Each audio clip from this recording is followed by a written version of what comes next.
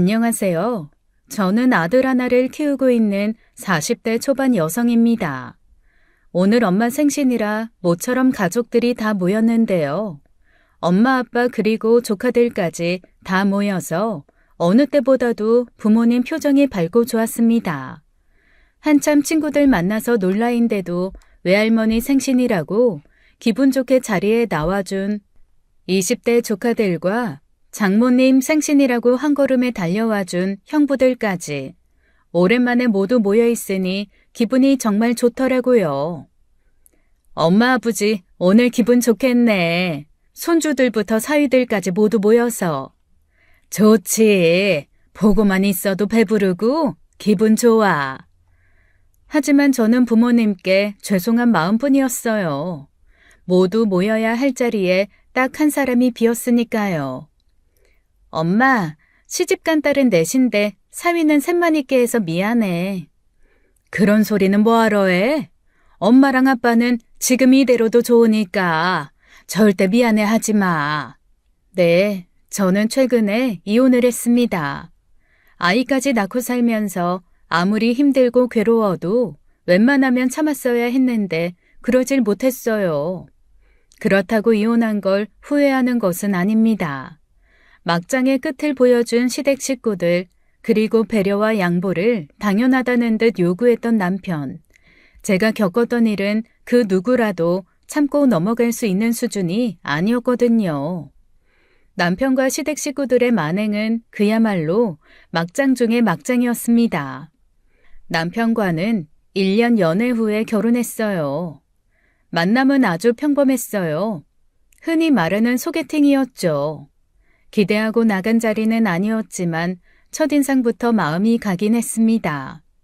그 사람도 마찬가지였는지 시작부터 서로 호감을 느꼈고 자연스럽게 결혼까지 흘러갔어요. 남편은 누나 하나, 여동생 하나였는데 결혼 결심을 굳히게 된 계기는 시댁 식구들이었습니다. 아버지는 몇 년 전에 돌아가셨고 엄마는 요즘 거의 누나네 집에서 살아. 조카가 셋이나 있거든. 누나네가 맞벌이라 애들은 거의 엄마가 보는 편이야. 그리고 내 동생은 웹툰 작가인데 아직은 거의 무명 수준이라 백수나 마찬가지지. 그래도 자기가 좋아하는 일하고 사니까 그것만으로도 좋아 보여. 요즘엔 거의 친구 작업실에서 살다시피 해서 얼굴 보기도 힘드네. 내심 좋았습니다. 시어머니 되실 분은 아이들 보느라 정신없으실 거고 큰 신우는 워낙 바쁘고 아래 신우도 자기 일하느라 정신없다니 은근히 시댁에 대한 부담이 줄더라고요. 결혼은 무탈하게 일사천리로 진행됐고 1년 후 잘생긴 아들도 낳았습니다. 결혼이란 게 그렇잖아요. 처음에는 늘 재밌고 포근했다가 아이 낳고 살다 보면 싸우기도 하고 상대가 미워지기도 하고 결혼을 왜 했을까 후회도 밀려오고 저 역시 그랬습니다. 그래도 아내로서 엄마로서 최선을 다했어요. 저희 부부도 맞벌이였기에 아이는 친정엄마가 봐주셨는데요. 다행히 친정집이 가까워서 출근하면서 아이 맡기고 퇴근길에 데려오곤 했습니다. 문제는 언젠가부터 남편이 생활비를 제대로 주지 않더라고요. 저희는 수입을 각자 관리했는데요. 사업하는 사람도 아니고 늘 일정한 월급을 받는 직장인데 이번 달에 돈이 없다, 다음 달에 합쳐서 주겠다 하는 겁니다. 그래서 몇 번 눈 감아 주었어요. 그런데 그게 다가 아니었어요. 어느 날 돈이 없어진 걸 알게 되었죠. 제 일의 특성상 은행 계좌 아닌 현금으로 돈이 들어올 때가 있거든요. 그래서 그때마다 화장대 서랍에 넣어두곤 했죠. 또 가끔씩 아빠가 딸들에게 현금으로 용돈을 주셨는데 그 돈까지 화장대 서랍에 두었다가 목돈 되면 은행에 입금하곤 했어요. 제 생각에 얼추 300만 원 정도의 돈이 됐겠다 싶어 은행에 넣으려고 서랍을 열어보니 어머나 돈이 하나도 없더라고요. 분명 며칠 전까지 있었는데 갑자기 큰돈이 사라지니 가슴이 철렁 내려앉았습니다. 여보, 여기 있던 돈 혹시 당신이 가져갔어? 돈이라니? 무슨? 내가 여기 서랍에 현금 모아뒀거든. 근데 하나도 없네? 나 몰라. 어디 다른 데 둔 거 아니야? 남편도 모른다고 하고 다른 곳까지 다 뒤졌지만 돈이 나오지 않자 덜컥 겁이 나더라고요. 혹시라도 집이 비었을 때 도둑이 들었을 수도 있으니까요. 그래서 급하게 다른 귀중품을 확인했습니다. 아이 돌잔치 때 들어온 금부치들과 결혼예물 등은 확인했는데 역시 뭔가 하나가 비더라고요. 돌잔치 때 큰언니가 해준 금팔찌가 없었습니다. 무려 100만 원이 넘는 팔찌였거든요. 팔찌가 없어졌어. 큰언니가 해준 거 혹시 못 봤어? 나는 우리 집에 그런 게 있는 줄도 몰랐어. 그러게 좀 잘 좀 간수하지. 진짜로 집에 도둑이 들었나? 어쩜 돈이랑 그것만 없어질 수가 있지? 도둑이 들었다고 해도 이미 없어진 거 어차피 못 찾지 뭐. 그나마 사람 안 다친 게 다행이다 생각하고 넘어가자. 좀 이상했어요. 집에 멀쩡히 있던 큰돈과 금팔찌가 없어졌는데 왜 남의 일처럼 얘기할까 하고요. 당신 전에 어머니가 사다 주신 애기 장난감 안 보인다고 나한테 엄청 짜증내지 않았나? 그거야. 우리 아들이 좋아하는 장난감이 없어졌으니까 당연히 그랬던 거지. 갑자기 없어질 리 없잖아. 돈이랑 금팔찌도 갑자기 없어졌는데? 그거는 남편이 말을 잇지 못하고 얼버무리더군요. 직감적으로 알 수 있었습니다. 없어진 걸 알고 있구나. 일부러 모른 척 하는 거구나. 그 장난감 내가 알기론 3만 5천 원쯤 돼. 그런데 돈 300하고 100만 원짜리 금부치가 없어졌는데 당신은 왜 그렇게 태평하냐고. 당신 지금 나 의심하는 거야? 의심스럽게 하네 당신이. 하, 어이없네. 내가 갖고 갔으면 갖고 갔다고 말을 했겠지. 갖고 갔다고 말하면 내가 화낼 것 같으니까 그거 갖다가 어디다 썼냐고 따질 게 분명하니까 그게 싫어서 모르는 척하는 거 아니고? 야, 사람을 뭘로 보고? 알았어. 됐어. 그냥 경찰에 신고하지 뭐.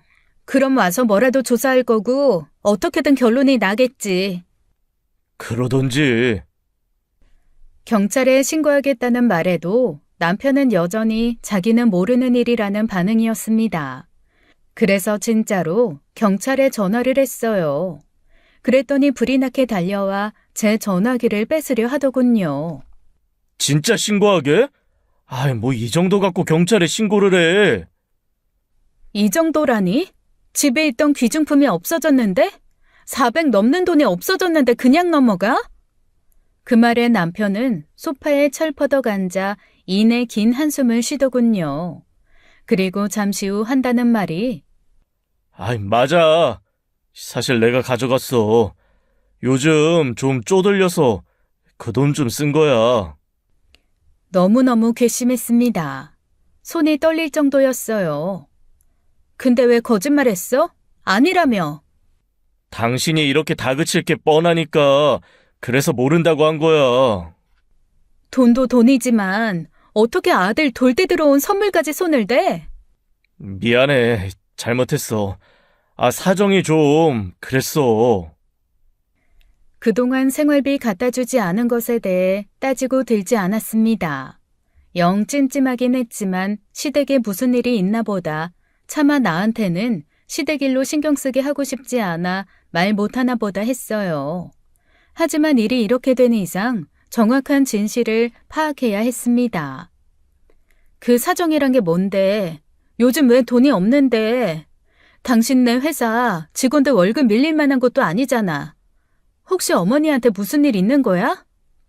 제 질문에 남편은 매우 힘겹게 답을 하더군요. 엄마한테 무슨 일이 있는 건 아니고 내가 개인적으로 필요했어. 개인적인 일이라. 혹시 여자라도 생긴 걸까? 아니면 나 모르게 친구를 빌려줬나? 아무리 생각해도 떠오르는 답은 없었습니다. 하지만 곧 남편이 모든 걸 실토하더라고요. 투자를 좀 했어. 투자라니? 주식? 아니, 이 코인. 기가 막혀서 진짜. 요즘 남녀노소 할 것 없이 코인에 투자한다더니 그중 한 사람이 제 남편이었던 겁니다. 사실 오래전 친정아버지가 친구분 권유로 말도 안 되는 테마주에 투자했다가 큰 돈을 날리신 적이 있거든요. 그것 때문에 한동안 집안이 휘청했었기에 저희 친정은 은행 적금 이외에 그 어떤 투자도 금기시 되었습니다. 그 영향으로 저 역시 주식은 거들떠도 안 보고 살았죠. 그런데 내 남편이 주식도 아닌 코인이라니. 만약에 투자를 해서 돈을 벌었다고 해도 당장 돈 빼라고 할 판인데 생활비도 제대로 안 주고 집에 있던 돈도 가져가고 거기다 아들 금팔찌까지 갖고 갔으니 그야말로 눈이 돌더라고요. 하지만 일단은 침착하자 마음먹었습니다. 그래서 좀 땄어? 남편은 말없이 고개를 저었어요. 잃었어? 얼마나? 좀 많이. 잃은 수준인 거야? 날린 수준인 거야? 날린 것 같아. 그러니까 생활비도 집에 있던 현금도 아들 팔찌도 다 날렸다? 와, 정말 대단하네. 설마 따로 빚을 지거나 한 건 아니지? 하지만 빚까지 졌나 봅니다. 제 말에 아무 대답을 못하더군요. 끝내 제가 다그쳐서 들은 얘기로는 이미 날린 건 다 날리고 신용대출 2천과 보험사 대출 1천, 총 3천의 빚까지 졌더라고요. 미안해. 그 돈은 내가 어떻게든 채울게. 내가 퇴근 후에 알바를 해서라도 빚 갚을 거고 주말에도 일할게. 당신 돈 300이랑 우리 아들 금팔찌도 다시 사놓을 거야. 조금만 기다려줘, 어? 남편이 예쁘고 좋아서가 아닌 달리 방법이 없어 넘어갔습니다. 코인 투자로 몇천 날린 것 때문에 집에서 쫓아낼 수도 없고 이혼할 수도 없는 상황이었어요. 만일 그 돈이 우리 집 전 재산이었다면 죽이네 살리네 했겠지만 그 정도까지는 아니었기에 그냥 눈 감아줄 수밖에 없었습니다. 우리가 결혼할 때도 정확히 반반 부담으로 결혼했고 그 후 생활비도 반반이었고 나도 돈 버는 사람이기 때문에 내가 번 돈 내가 관리하고 싶어서 당신 월급에 전혀 관여 안 했거든? 그게 존중이니까. 애기 태어난 이후엔 당신이나 나나 더 열심히 살아야 했기에 알아서 잘 컨트롤하고 있다고 믿었어. 근데 아니었던 거잖아. 어떻게 그런 무모한 짓을 했어? 당신 말대로 애기 태어나고 나니까 마음이 조급해졌어. 큰 돈 벌어야겠다는 욕망이 자꾸 커졌고 그래서 무리한 거야. 월급쟁이 인생에 의지할 수 없으니까. 미안해. 다시 이런 짓 안 할게. 요즘 대출이자 비싸니까 일단 대출금은 내가 갚아버릴게. 대신 앞으로 당신 월급 들어오는 거 모두 나한테 줘. 당분간이 될지 앞으로 계속될지 몰라도 이제는 내가 돈 관리할게. 당신 말대로 할게. 고마워. 하지만 그 후 남편이 월급을 갖다 준 건 딱 2달 뿐이었습니다. 제가 왜 월급 안 갖다 주냐 물으면 내일 준다며 계속 미루기만 했고 그 후엔 점점 귀가 시간도 늦어지고 혹시 얼굴 마주하기라도 하면 온갖 오만상을 쓰고 있었죠. 마치 나한테 절대 말 걸지 마라 하는 표정이었어요. 물론 속뜻은 따로 있었겠죠. 나한테 돈 달라고 하지 마라. 이후 남편과의 관계는 극한으로 치닫고 있었습니다. 여기서 말하는 극한은 두 사람 사이 대화 한마디조차 없고 남편의 귀가는 계속 더 늦어졌고 하물며 그 사람은 아이에게도 소홀했어요. 낮에는 친정엄마가 봐주시긴 했지만 퇴근 후 육아는 전부 제 몫이었죠. 아이가 아빠를 보고 아는 척하기 전까지는 눈길 한번 주지 않더라고요. 보통의 아빠들은 아무리 귀가가 늦어도 아이 자는 모습을 한 번쯤 확인한다는데 남편은 그마저도 하지 않았습니다. 저와 아이를 집안 어딘가에 있는 화분처럼 대했죠. 처음엔 관계 개선을 위해 다정하게 말을 붙였어요. 식사 제대로 하고 다니냐, 별일 없냐 등등. 하지만 통하지 않았습니다. 언제나 단답형의 대답뿐이었고 오히려 제 시선을 피하기 급급하더군요. 그러던 어느 날 사라진 물건이 또 하나 발견됐습니다. 매우 값비싼 화장품이었는데 아는 분에게 선물 받아 감히 쓰기도 아까워 고이 모셔두었거든요. 그런데 그야말로 감쪽같이 사라졌더군요. 없어진 화장품 역시 돈으로 환산하면 70만 원 정도 됐습니다. 물론 안 쓰고 썩힐 마음은 아니었지만 당분간은 보는 것만으로도 뿌듯했고 당시 쓰고 있는 거 다 쓰면 아껴서 잘 쓰려고 했던 건데 어디로 갔는지 전혀 안 보이더라고요. 그냥 넘어갈 순 없었습니다. 그래서 남편에게 넌지시 물어봤는데요. 그걸 왜 나한테 물어? 아니, 나 몰라. 이 집에 사는 사람이라곤 당신하고 나뿐이니까 묻는 거야. 혹시 못 봤나 해서. 왜? 내가 또 그거 갖고 가서 팔았을까봐? 그 돈으로 또 코인 투자했을까봐? 말을 왜 그렇게 삐딱하게 해? 당신 솔직히 지금 나 의심하는 거 맞잖아. 내가 전적이 있으니까. 남편이 이렇게 나오니 저도 화가 나더라고요. 이 사람 대체 왜 이러는 걸까? 당신이 가져갔다는 의심 없었고 그냥 못 봤냐고 물어본 것 뿐인데 당신 이렇게 과하게 나오니까 없던 의심이 생기네. 참나, 돈 못 버는 게 이렇게 서러울 줄 몰랐네.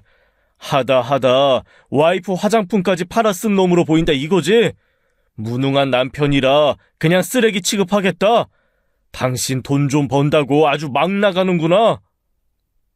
과하게 반응하고 그러다 빈정대고 나중엔 아무 말이나 막 하더라고요. 어떻게, 내가 몸이라도 팔까? 회사 때려치고 원양 어선이라도 타? 아니면 엄마한테 돈 좀 달라고 징징대볼까? 당신 눈엔 내가 우습지? 등신 같아 보이지? 이쯤 되니 상대하지 않는 편이 낫겠다는 생각이 들더군요. 그래서 제가 먼저 자리를 피했습니다. 하지만 며칠 후 이상한 점이 또 발견됐어요. 일 때문에 중요한 자리에 참석할 상황이 생겨 잘 차려입어야 되는 일이 생겼습니다. 저뿐만이 아니라 다들 그러겠지만 대부분 결혼할 때 비싼 옷들을 사잖아요. 저 결혼할 때도 나름 명품이라 불리는 옷들을 몇 벌 샀었는데 막상 입으려고 찾아보니 실크 블라우스에 보란 듯 커피 자국이 있는 거예요. 몇 번 입고 드라이 맡긴 후로 비닐에 덮여 줄곧 보관돼 있던 옷이거든요. 그래서 당연히 커피 자국이 남아있을 리 없었습니다. 게다가 하얀 블라우스 커피 얼룩이라뇨. 그것도 왼쪽 가슴팍에 커다랗게 남아있는 걸 보니 어쩌다 커피가 튄 것도 아니고 제대로 쏟아부은 자국이었어요. 짜증이 팍 나더라고요. 그렇다고 이것마저 남편에게 물어볼 수는 없었습니다. 물어보기도 싫었고 물어봐야 나는 모른다, 그걸 왜 나한테 묻냐, 내가 입기라도 했다는 거냐 등등 또 듣기 싫은 말만 쏟아낼 게 뻔했으니까요. 곰곰이 생각을 해봤습니다. 왜 자꾸 이런 일이 생길까? 생각을 하다 요즘 초기 치매가 많다던데 혹시 내가 그런 걸까 하는 의심까지 들더라고요. 그러다 얼마 후 알게 됐죠. 남편과 저 이외에 집에 드나드는 사람이 또 있었다는 걸요. 어느 날 일 관련해 사람을 만나러 외근 나갔다가 생각보다 일정이 엄청 빨리 끝나버렸습니다. 회사에 전화했더니 일찍 퇴근하라길래 기분 좋게 집에 왔는데요. 현관에 도착해 도어락 비밀번호를 누르는 순간 집에서 누군가 갑자기 튀어나오더군요. 어머 깜짝이야! 언니! 남편 동생 바로 신우이였습니다. 아가씨가 웬일이세요? 오빠 만나러 왔어요? 네? 그게... 저를 맞닥뜨린 신우는 매우 당황해하는 모습이었어요. 갑자기 우리 집에서 신우가 나오니 저는 당연히 안에 남편도 있을 거란 생각을 했는데요. 아니더군요. 집엔 아무도 없었습니다. 오빠도 없이 여긴 어떻게 들어왔어요? 그게요. 오빠가 도어락 비번 알려줬어요. 오빠가요? 근데 우리 집엔 무슨 일인데요? 말 못하고 난감해하는 신우. 그리고 신우의 손에는 무언가 들려 있었는데 그건 바로 제 가방이었습니다. 저희 막내 이모부가 백화점 간부이신데 이모가 저 결혼할 때 자그마한 명품백 하나를 선물해 주셨거든요. 이모부 통해서 사면 엄청 싸게 구입할 수 있다고 당시 국내에 막 들어온 브랜드의 가방이었습니다. 그런데 그 가방, 아가씨가 그걸 왜? 사실 이 상황에서 신우는 어떤 말을 해도 당당할 수 없었습니다. 최대한 그럴듯한 변명을 짜내야 하는데 남의 가방 몰래 가져가려다 걸린 사람이 뭐라고 얘기할 수 있겠어요. 그저 쓸데없는 말만 장황하게 늘어놓을 뿐이었죠. 중요한 자리에 갈 일이 생겨서 좀 신경 써야 되는데 언니도 아시다시피 저한테는 이딴 게 없잖아요. 그렇다고 갑자기 살 수도 없고요. 제가 요즘 돈이 없거든요. 저 거의 백수나 마찬가지잖아요. 무명 작가라는 게 말이 좋아 작가지. 한 달에 몇만 원 들어오고 끝나는 경우도 많아요. 아가씨 돈 많이 못 버는 것도 알고요. 이런 가방을 덥석 살 사람 아니라는 것도 알아요. 그렇다고 제 가방을 말도 없이 가져가는 건 좀 아니죠. 그것도 아무도 없는 집에 몰래 들어와서 가져가는 건 누가 봐도 이상하지 않나요? 코너에 몰린 사람이 선택할 수 있는 건 둘 중 하나입니다. 넙죽 용서를 구하거나 아니면 더 세게 나가거나. 그날 신우는 후자를 선택했더군요. 언니한테 미리 말 못한 건 사실이지만 얘기하려고 했어요. 그러니까 도둑년 취급하지 마시라고요. 제가 이거 갖고 가서 팔아 쓰겠다는 것도 아니고 그냥 하루 잠깐 들고 도로 갖다 놓으려고 한 건데 무슨 죽을 죄 지은 것처럼 몰아붙이지 말라고요. 죽을 죄를 지었다고 해도 가족이니까 경우에 따라 용서될 때도 있어요. 문제는 몰래라는 거예요. 오빠한테는 말했어요. 그러니까 아주 몰래는 아니잖아요. 가방은 오빠 물건이 아닌 제 거잖아요. 가방 주인이 모르면 몰래인 거 아닌가요? 결국 신우는 할 말이 없어지자 가방을 내버려 두고 그냥 가버리더군요. 그런데 가방뿐만이 아니었습니다. 신우가 신고 있던 신발도 제 거였죠. 아가씨, 그 신발도 제 건데요? 아, 알았어요. 이것도 벗으면 되잖아요. 엘리베이터를 타려다 다시 현관으로 들어가 신발을 바꿔 신는 신우. 신고 있던 제 구두를 한쪽씩 힘을 주어 날리더니 자기가 신고 온 구겨진 운동화를 질질 끌며 가버렸습니다. 그때 알게 됐죠. 없어진 화장품도 또 커피 얼룩 묻은 블라우스도 모두 신우였구나. 그리고 신우가 이 집에 드나들 수 있었던 건 남편이 도어락 번호를 알려줬기 때문입니다. 그러니까 정리하자면 화장품도 블라우스도 남편은 이미 알고 있었다는 뜻이죠. 순간 미친 듯이 화가 나더라고요. 그래서 현관문 앞에 서서 남편에게 전화를 걸었습니다. 왜? 아가씨가 왜 우리 집을 드나들어? 무슨 말이야? 당신 동생 방금 우리 집에서 내 가방 가져가다 만났어. 우리 집 현관 비밀번호를 당신 동생이 어떻게 알고 있어? 그걸 왜 나한테 물어? 어쩌다 알게 됐나 보지. 어쩌다라니? 전에 우리 집에 왔다가 내가 누르는 거 보고 외웠을 수도 있잖아. 7자리 숫자를 한 번 보고 외운다고? 우리 아들 주민번호 뒷자리를? 외울 수도 있지. 맘 먹고 외우면 그거 못 외우겠어? 왜 마음을 먹냐고? 왜 우리 집 비번을 외우냐고? 몰라, 모른다고. 정 궁금하면 당신이 직접 물어봐. 물어봤어. 당신이 알려줬다잖아. 그때 처음 느꼈습니다. 내 결혼에 매우 심각한 문제가 있다는 걸요. 남편과 냉전 시간을 가지면서도 언젠가는 나아질 거라 믿었습니다. 지금 당장은 일이 안 돼서 살짝 겉도는 거겠지. 일 좀 풀리면 남편 노릇 아빠 노릇 제대로 하겠지 기대했어요. 하지만 그게 다가 아니었던 거죠. 남편의 거짓말은 단발성이 아닌 상습적이었던 겁니다. 그래도 본인 스스로 잘못했다는 걸 깨달았던지 그날 저녁 집에 와서 솔직히 털어놓더군요. 잠깐 쓰고 도로 갖다 놓는다길래 비밀번호 알려준 거야. 작가랍시고 머리 싸매고 있지만 잘 안 풀려서 낑낑대고 있는 게 딱해 보였어. 당신은 동생이 없어서 모르겠지만 오빠 입장에서는 보고 있기에 짠하거든. 중요한 사람 만나야 되는데 마땅히 입고 갈 옷도 없고 가방도 없다길래 내가 해줄 수 있는 게 그것밖에 없더라고. 마음 같아서는 옷도 사주고 가방도 사주고 싶은데 당신도 알잖아, 요즘 내 사정. 그래서 내가 그러라 했어. 미안해.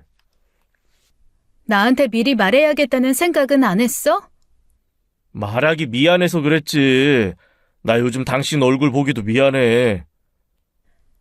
그래, 미안해서 그랬구나. 미안해서 인상 쓰고, 미안해서 말 붙여도 모른 척하고, 미안해서 아들한테도 소홀했구나. 그만해. 당신이 이러지 않아도 나 충분히 힘들어. 힘들다, 괴롭다라고 말하면 이해될 거라 생각했나 봅니다. 하지만 아무리 생각해도 이건 아니었어요. 그래도 어쨌거나 이실직고하고 사과하길래 그냥 넘어가려 했습니다. 화장품도 블라우스도 하나하나 다 따지고 싶었지만 옹졸해 보일 것 같기도 했고 무엇보다 따져봤자 모든 게 되돌려지지 않기에 그쯤에서 끝내려 했어요. 헌데 끝내고 싶어도 끝나지가 않더라고요. 제 속을 뒤집는 또 다른 사람이 있었죠. 다음 날 아침 출근길에 시어머니 전화가 걸려왔습니다. 평소 간단한 안부만 묻던 사이였고 고부간의 속 깊은 대화를 나눈 적이 없어서 시어머니 본연의 모습에 대해 정확히 파악하지 못하고 있었는데요. 그날 여실히 알게 됐어요. 이분도 만만치 않은 분이라는 걸요. 예, 나 너한테 많이 섭섭하다. 왜 그러시는데요? 어제 네 시누이랑 무슨 일 있었다며? 그게 뭐 그리 대단한 일이라고 애를 쥐잡듯이 잡았니? 쥐잡듯 잡았다고요? 제가요? 걔 집에 와서 하루 종일 울었어. 가뜩이나 되는 일 없어서 속상한 애가 지 올케한테 무시당한다고 얼마나 서러웠겠어. 모멸감을 느꼈단다, 모멸감을. 모멸감? 남의 물건 몰래 갖고 가다 걸렸는데 부끄러움이 아닌 모멸감을 느꼈다고? 글쎄요. 아가씨가 모멸감을 느꼈다면 어쩔 수 없지만 저는 제가 딱히 잘못했다는 생각은 안 드는데요. 그게 그렇게 난리칠 일이야? 그것도 아파트 현관 앞에서. 아파트 현관 앞에서 벌어진 일이니까요. 하고 싶은 말이 있으면 네가 손이 올 테니까 조용히 집으로 들여서 타일러 써야지. 도망치듯 가버린 건 아가씨였어요. 그리고 말이 나와서 말인데 걔가 그것 좀 빌렸으면 안 되니? 그깟 손바닥만한 가방 며칠 없다고 죽어? 뭐가 문제인지 포인트를 모르고 계셨습니다. 어쩌면 일부러 모른 척 하는 걸지도 모른다는 생각도 들었고요. 그래서 저는 확실하게 알려줘야 했습니다. 저 그 가방 없어도 안 죽어요. 근데 아가씨도 모멸감 좀 느낀다고 죽진 않아요. 뭐라고? 너 지금 그게 무슨 뜻이야? 그러니까 가방과 모멸감이 문제가 아니란 얘기예요. 어머니 말대로라면 그깟 손바닥만한 가방 가져가는데 왜 몰래 가져가는 거예요? 그깟 건 말하고 가져가도 되는 거잖아요. 굳이 말할 필요도 없어요. 메시지 하나 보내면 되니까. 그거는 그래도 너한테 눈치가 보이니까. 눈치가 보인다는 자체만으로 말을 하고 가져갔어야 된다는 뜻이에요. 그렇다고 그게 그렇게 난리칠 일이니? 어머니의 의지가 보였습니다. 어떻게든 지지 않겠다는 굳은 의지. 저는 어머니가 그이도 아가씨도 어려서부터 잘 가르쳤다고 생각해요. 그렇기 때문에 잘 배운 사람이라면 양심껏 행동할 거라고 믿고요. 그런데 아가씨가 양심이 조금 엇나간 행동을 한 것 같아서 그랬던 겁니다. 내 물건 아닌 거는 함부로 손대지 말라고 가르치셨잖아요.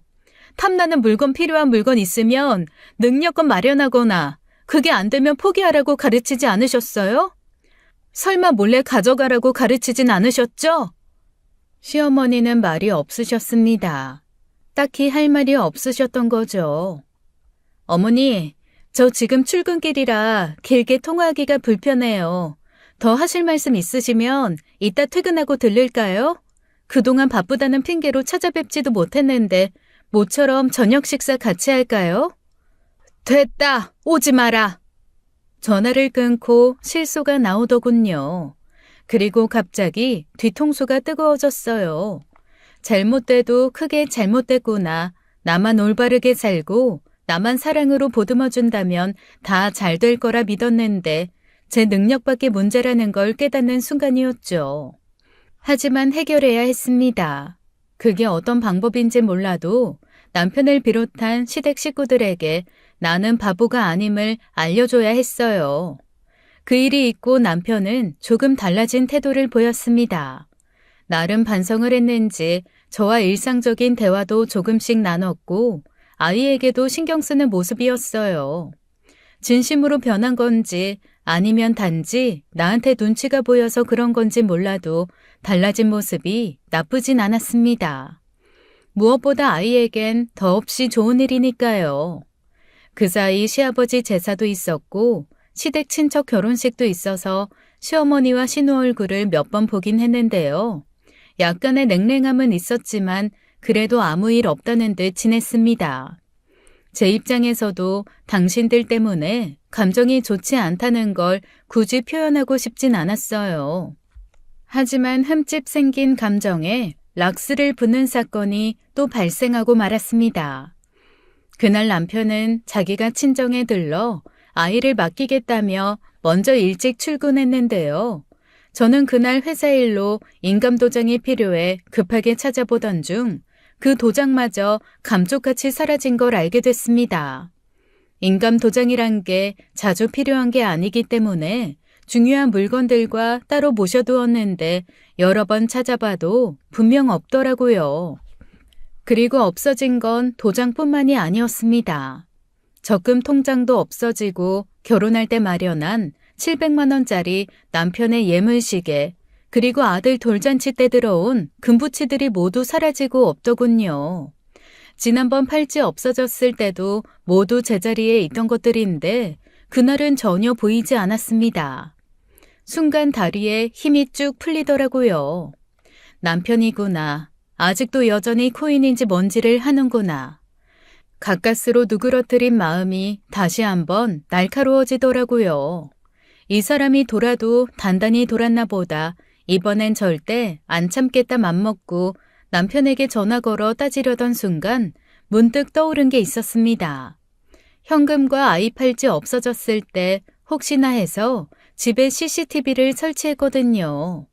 물론 남편은 모르게요. 그래서 녹화된 영상을 돌려봤어요. 남편에게 따지더라도 명백한 증거를 갖고 따지는 게 유리했으니까요. 그런데 CCTV 속 범인은 남편이 아니었습니다. 이미 전과가 있는 신우도 아니었고요.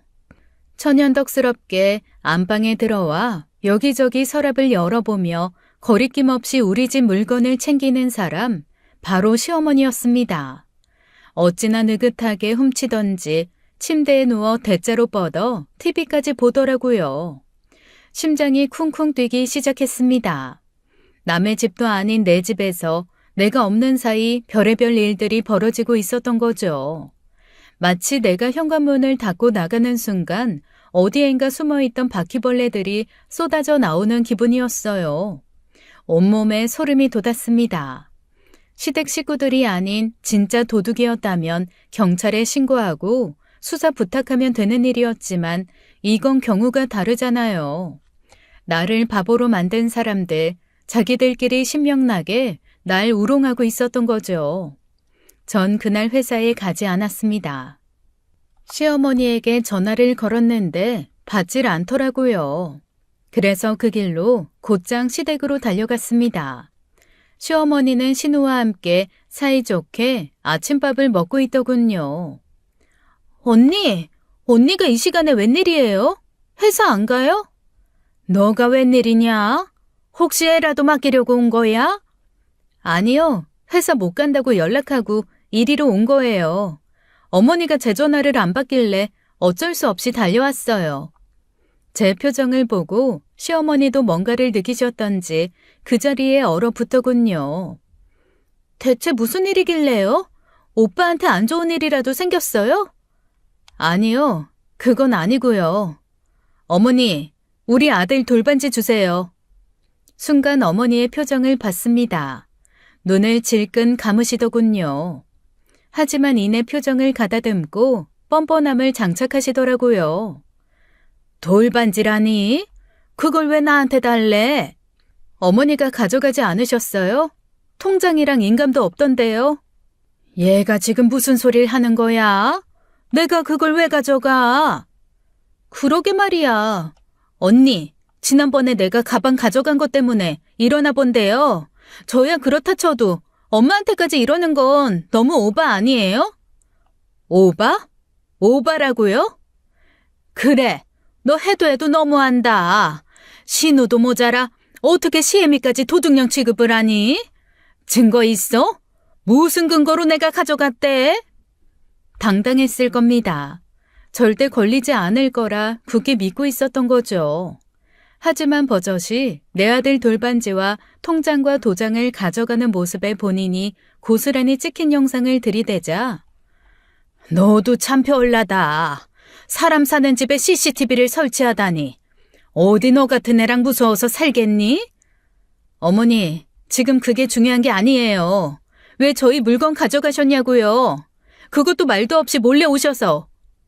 애미가 내 아들 집에 가는 게 몰래야? 내가 남이니? 남이 아니면 물건 가져가신 것도 당당하셔야죠. 왜 거짓말을 하세요? 어머니가 차마 말을 잇지 못하고 씩씩거리고만 있자 신우가 나서더군요. 언니, 사실 그동안 엄마가 오빠네 가고 싶어도 언니 눈치 보여서 못 가겠다고 했어요. 지난번에 내가 저지른 일도 있고 또 오빠가 월급 못 갖다 준다는 얘기도 들어서 언니 볼 면목이 없대요. 그래서 언니 없을 때 들렸던 거예요.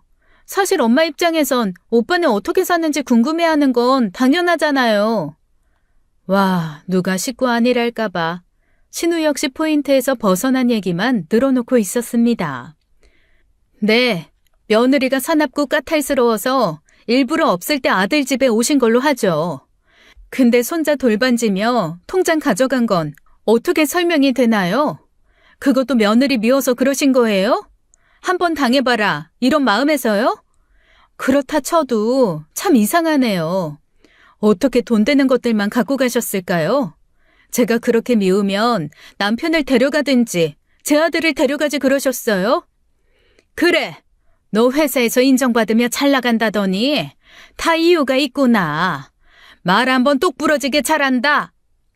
네, 저 능력 좋아서 받아야 될 것들도 잘 받아내는 편이에요. 그러니까 가져간 것들 도로 주세요. 화를 내며 길게 얘기하고 싶지 않았습니다. 제 아들 반지와 통장 도장만 받으면 그 길로 돌아올 생각이었죠. 하지만 시어머니는 생각보다 훨씬 더 아나무인이더군요.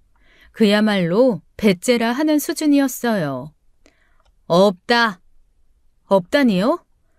통장에 든 돈은 찾아서 다 써버렸고 돌반지도 팔았다. 지금 무슨 말씀하시는 거예요? 언니, 엄마가 급하게 돈이 필요해서 그랬나 본데. 아가씨는 좀 빠지세요. 어머니, 어서 주세요. 빨리요. 없다고. 진짜로 없어. 다 썼어. 솔직히 네가 나 제대로 용돈 한번 챙겨준 적이 있니? 없잖아. 애 봐준다는 명분으로 네 친정에만 퍼다 주지 않았어? 오죽했으면 내가 그랬겠니? 이가 갈렸습니다. 내 시어머니가 아닌 남이었다면 욕을 퍼부었을 판이었죠. 그저 지 친정밖에 모르지. 친정에 돈 퍼다 주지 않았어요. 오히려 친정에서 받았으면 받았지 갖다 준 적 없고요. 그런 논리라면 어머니도 큰 신우한테 가서 용돈 달래야지 왜 저한테 이러세요? 저희 애 한 번이라도 봐준 적 있으세요? 없잖아요. 그런데 제가 왜 어머니 용돈을 드려야 돼요? 애 아빠가 생활비도 안 갖다 주는 판국에. 아유, 말로는 못 이기겠네. 그래, 너 잘났다. 말로는 못 이기는 게 아니고 전적으로 어머니가 잘못하신 거라고요. 저 이번 일 그냥 못 넘어가요. 그냥 못 넘어가면 뭐? 도둑년 잡았다고 경찰에 신고라도 할 거냐? 글쎄요. 지켜보시면 아시겠죠. 시댁에서 나와 걸어가는데 다리가 미친 듯 후들거려 제대로 걸을 수가 없었습니다. 일단은 남편에게 전화 걸어 쏟아낼 참이었어요. 지난번 신우일로 현관 비밀번호를 바꿨는데 바뀐 번호를 알려준 건 남편이 분명히 했으니까요. 그렇게 길바닥에 철퍼덕 앉아 남편에게 전화를 했는데 안 받더군요. 한 5번 정도 한 것 같습니다. 계속 안 받더라고요. 그러다 무심코 집에 있는 CCTV를 보게 됐는데요. 세상에나 남편이 집에 있더군요. 안방 침대에서 꾸물꾸물거리는 모습, 분명 남편이었습니다. 그리고 혼자 누워서 꾸물거리고 있지 않더군요. 내가 자고 나온 침대에 또 다른 누군가가 함께 있었습니다. 시어머니와의 대화로 이미 충분히 어질어질한 상태인데 거기다 이건 또 뭔가 싶더군요. 이 집 사람들이 오늘 작정을 했구나. 내가 어디까지 참나 테스트해보려고 아주 나를 잡았구나 하는 생각이 들었습니다. 내가 시댁에 들러 한바탕 쏟아내고 난 걸 알면 시어머니든 신우든 분명 남편에게 연락을 할 테니 그러면 방금 내가 본 장면이 서둘러 마무리될 텐데 점점 초조해지기 시작했습니다. 어쨌거나 저는 집으로 달려가야 했어요. 두 사람이 정리하고 나갔다고 해도 뭔가 사소한 거라도 증거는 잡아야 했으니까요. 택시를 타고 집으로 가면서 CCTV를 계속 봤습니다. 의외로 두 사람은 침대에서 나올 생각을 안 하고 하던 일에 집중해 있더군요. 얼마나 뜨거운지 세상이 뒤집혀도 아랑곳하지 않을 지경이었어요. 집에 도착해 불이 나게 현관문을 열었습니다.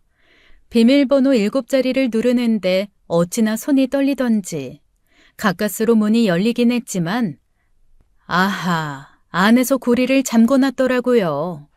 덜컹덜컹 아무리 세게 잡아당겨도 문은 열리지 않았습니다.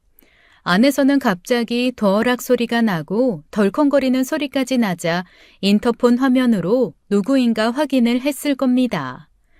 열어! 당신 안에 있는 거 아니까 열라고! 잠시 후 다급한 남편의 목소리가 들렸습니다.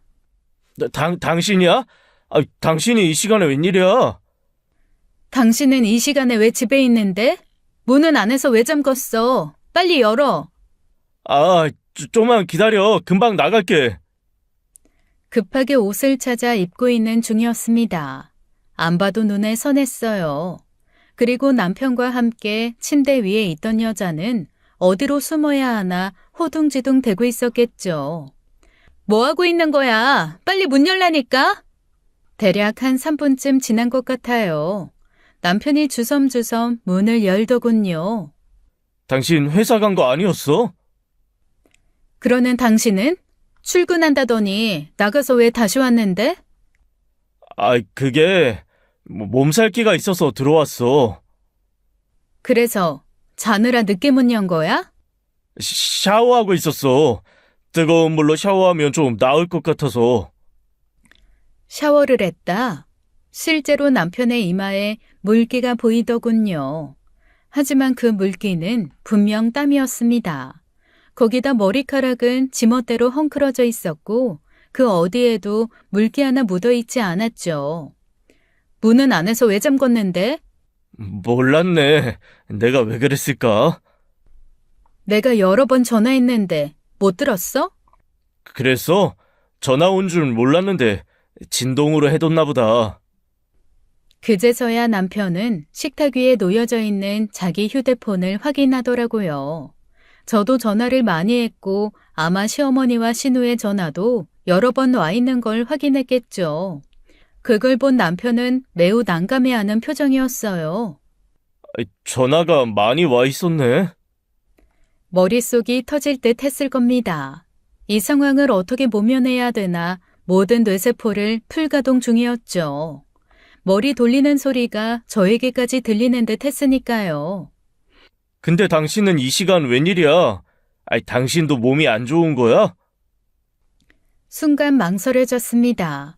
없어진 물건부터 시작해 시댁에 다녀온 얘기, 그리고 방금 전 상황 모두 지켜봤다. 침대에 있던 사람 누구냐? 미친 듯이 다 쏟아낼까? 하지만 일단 침을 삼키고 호흡을 가다듬었습니다. 먼저 흥분하고 날뛰면 자칫 실수할 수도 있겠다는 생각에 저도 남편과 똑같이 행동하기로 했어요. 원래 청주에 출장 갈 일이 있었는데 갑자기 내일로 미뤄졌어. 그래서 그냥 월차 내고 들어온 거야. 내일 아침에 청주로 바로 내려가려고. 그랬구나. 밥은? 밥 먹었어? 아이, 모처럼 나가서 먹을까? 시간이 몇 시인데 밥 타령을 해? 이제 고작 10시인데. 당신 아침 먹고 나갔잖아. 당신이 안 먹었을까봐 그렇지. 남편은 어찌할 바를 모르고 있었습니다. 뭔가를 숨기는 사람들 특징이잖아요. 화제를 다른 데로 돌리려 노력하고 상대방의 정신을 혼란스럽게 만들려는 의도. 절대 말려들어선 안 되는 상황이었고 전 그 정도로 멘탈이 약한 사람도 아니었습니다. 몸살 게 있다면서 들어가서 쉬어. 샤워를 마저 하든가. 당신은 뭐 하려고? 나? 나는 모처럼 집안 정리나 하지 뭐. 여기저기 엉망이잖아. 집안 정리를 핑계로 집을 구석구석 돌아다니기 시작했습니다. 분명 어딘가에 남편과 함께 있던 사람이 숨어 있을 걸 알았기 때문이죠. 일단 안방으로 들어갔습니다. 그새 침대가 싹 정리되어 있더군요. 우선 침대 밑을 살펴봤습니다. 침대 밑 청소한 지 한참 됐는데 오늘 제대로 싹 밀어야겠다. 이어서 안방 화장실에 가봤어요. 샤워부스에 물기가 가득하더라고요. 당신 안방에서 샤워했구나? 타월도 한 번씩 싹 삶아야 되는데. 그리고 드레스룸도 열어봤어요. 역시 거기에도 사람은 없더라고요. 옷 정리도 해야 되는데 저걸 언제 다 하냐? 다음엔 거실, 화장실, 그리고 아이방과 또 다른 방까지 다 열어봤어요. 하지만 어디에도 사람은 없었습니다. 도대체 어디에 숨어 있는 걸까? 그 사이 밖으로 나갔을 리는 없는데. 여보, 집 정리는 나중에 하고 우리 모처럼 영화나 한 편 볼까? 우리 애기 태어나고 극장 간 적 없잖아. 장모님한테는 말하지 말고 오늘은 밖에 나가 놀자. 밥도 먹고 영화도 보고. 그때 눈치를 챘어요. 날 집 밖으로 내보내려 하는구나. 다시 말해, 그 사람이 아직 집에 있구나. 별로. 당신 컨디션도 안 좋다면서 무슨 영화야. 그냥 쉬어. 나 혼자 슬슬 정리할게. 안방은 나중에 할 테니까 문 닫고 푹 자. 바로 그때 어디선가 부스럭거리는 소리가 들려왔습니다. 저도 남편도 깜짝 놀랐는데요. 이게 어디서 나는 소리인가 귀를 기울이고 들었는데 굳이 찾을 필요도 없었어요. 남편의 시선이 자동 반사적으로 소리 나는 곳으로 향했으니까요. 당연히 그럴 수밖에 없었겠죠. 본인이 직접 숨겼을 테니. 그곳은 바로 주방이었습니다. 제가 발길을 주방으로 돌리자 남편이 자리에서 벌떡 일어나더군요. 왜? 설거지 해야 돼? 내가 할게. 설거지 아까 다 했거든? 그러니까 들어가 쉬라고. 주방에 사람이 들어갈 곳은 마땅치 않았습니다. 냉장고에 들어가 있을 린 없었고 그릇들 넣어놓은 벽장에 들어갈 수도 없고 남은 곳은 딱 한 군데였는데 바로 그때 제가 예상했던 그곳에서 뭔가가 툭 튀어나오더군요. 싱크대 아래에서 툭 하고 굴러떨어진 것. 간신히 속옷만 입고 있는 사람이었습니다. 당연히 여자였죠. 갑자기 튀어나와 약간 놀라긴 했지만 그때의 상황이 전반적으로 많이 놀랄만하진 않았습니다. 어디선가 사람이 나올 거란 건 예상했으니까요. 이게 지금 무슨 상황이지? 여보, 이 사람 누구야? 남편의 얼굴 근육이 파르르 떨리고 있었습니다. 그리고 애써 웃으려 하더군요. 사실 당신이 의심할까봐 숨으라고 한 건데 우리 회사 직원이야. 아직은 인턴인데 나랑 근처에 볼일 보러 나왔다가 음료수 쏟아서 집으로 데려온 거야. 커피도 아닌 과일 주스를 쏟아서 끈적끈적 하다길래 씻고 가라고. 딴에는 논리적이다 생각했겠지만 남편은 내내 말을 버벅였고 속옷 차림의 여자는 거의 울 분위기였습니다.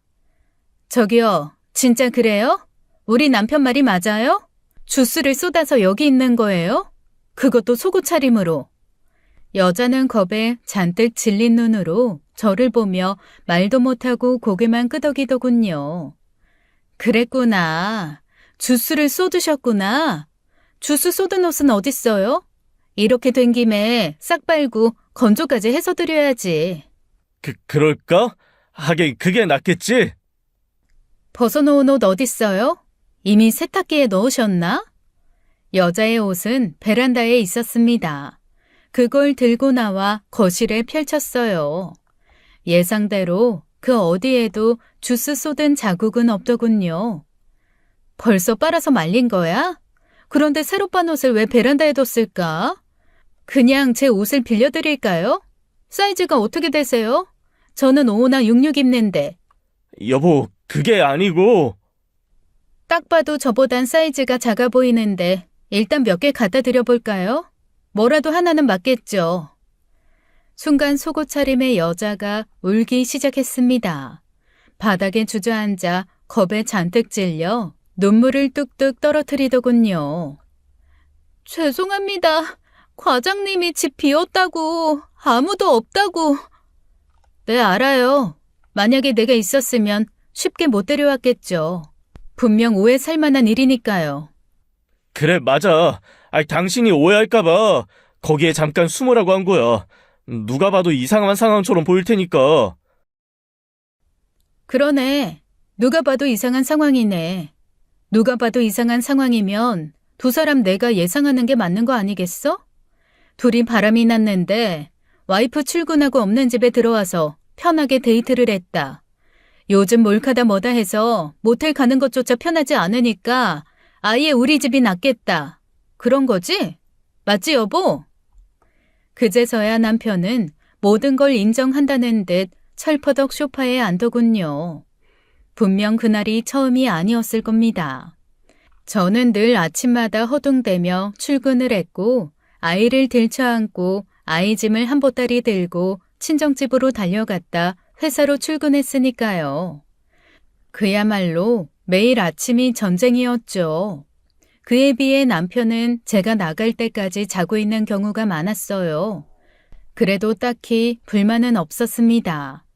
내 새끼 내가 챙기는 게 당연했고 내 일에 대한 만족도도 높았으니까요. 그리고 남편도 그런 제 모습이 좋았을 겁니다.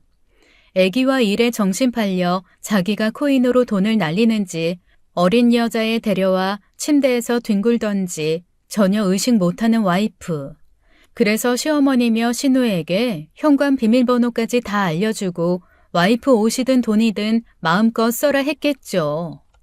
그동안 하고 싶은 대로 다 누리고 살았으니 저한테 얼마나 고마웠을까요? 저는 거실에 널브러져 있는 옷을 들어 베란다 창밖으로 던졌습니다. 뭐예요? 얼른 나가서 주워 입지 않고. 나가. 여기 계속 있으면 험한 꼴 볼 수도 있어. 여자는 주춤거리다가 제 표정에 겁을 먹었는지 울면서 속옷 차림으로 현관문을 나섰습니다. 잠시 후 내려다보니 1층 화단에서 나무에 걸린 옷을 꺼내느라 애를 먹고 있더군요. 어찌나 급하게 나갔는지 전화기도 두고 가버렸더군요.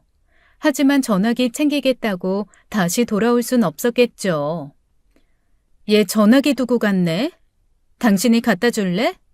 아니다. 그냥 던져주지 뭐. 저는 또다시 베란다 창밖으로 핸드폰을 던져주었어요.